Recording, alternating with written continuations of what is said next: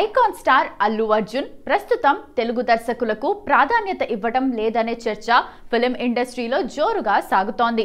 Pan India హీరోగా ఆయనకు craze రావటంలో Telugu దర్శకుల పాత్ర ఉన్నప్పటికీ బన్నీ ఇప్పుడు కేవలం ఇతర భాషల దర్శకులు చెప్పిన కథల మీదే దృష్టి పెడుతున్నారని తెలుస్తోంది. పుష్ప 2 బ్లాక్ బస్టర్ తర్వాత అల్లు అర్జున్ మైండ్ సెట్ పూర్తిగా మారిపోయిందని అంటున్నారు. ఆయన ఇప్పుడు అద్భుతం సృష్టించాలన్న ఆలోచనలో ఉన్నారు. ఇదే నేపథ్యంలో తమిళ అగ్ర దర్శకుడు అట్లీతో బన్నీ తన తదుపరి చిత్రాన్ని ప్రకటించారు.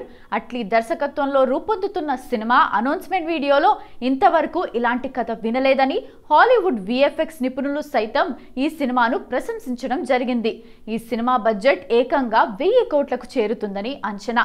శరవేగంగా షూటింగ్ జరుపుకుంటున్న ఈ చిత్రం 2026 సమ్మర్ నాటికి పూర్తయ్యే అవకాశం ఉంది. ఈ సినిమాలో స్టైలిష్ స్టార్ ఒక సూపర్ హీరోగా కనిపించబోతున్నారని తెలుస్తోంది. పుష్ప 2 తర్వాత బన్నీ త్రివిక్రమ్తో సినిమా చేయాల్సి ఉన్నా ఆ ప్రాజెక్ట్ క్యాన్సిల్ అయినట్లు సమాచారం.